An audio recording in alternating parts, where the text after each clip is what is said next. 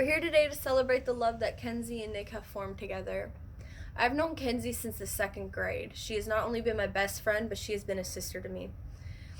Now, growing up with somebody, you guys come up with some pretty crazy memories. My favorite thing about Kenzie was when we were growing up, she had this neighbor, and he was like 4 years younger than us. She told him that she had a second baseman. A second baseman. Like, get how crazy that sounds, right? And he wanted us to prove it to him. So we take him downstairs, and Kenzie whispers to me, "Put him in the dryer." And I go, "What?" She goes, "Put him in the dryer." So me and her both, we laugh, and we go, "There's only one way you can get to the second basement. You have to go through the dryer. And you can only go one at a time because there isn't enough room for everybody."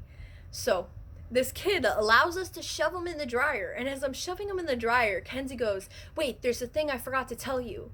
There's a witch that haunts the basement, and she eats children. So if you see her, run."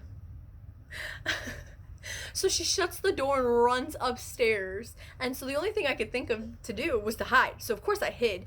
And Kenzie comes running down the stairs covered in green eyeshadow, chasing this kid around the basement.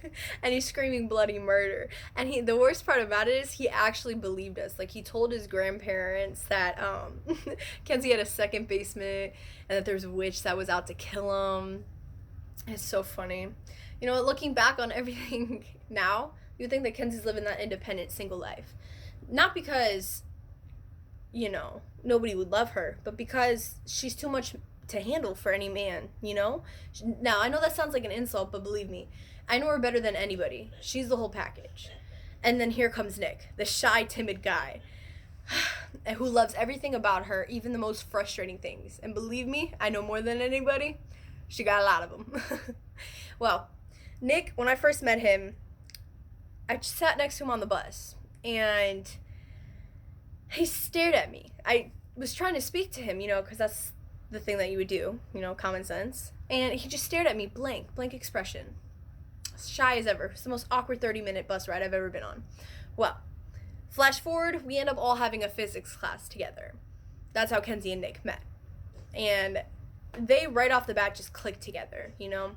It just worked. And you know, Kenzie would do his homework for him. Nick would eat a pickle under the table because he didn't want to get caught by the teacher. It was a lot. But it was always great times, and they cared about each other, and you can tell right off the bat that they did.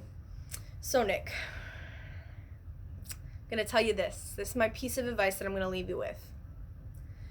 Remember, when you guys have your first fight as a married couple, the wife is always right. As Gavin Rosdale says, a happy wife is a happy life. You can thank me later. So, now that we know a little bit more about Kenzie and Nick and the love that they've formed, we can truly appreciate where Kenzie and Nick have come from. Kenzie's not only a little troublemaker like she used to be, and Nick isn't the shy guy who looks scared of the world most of the time. Still is sometimes.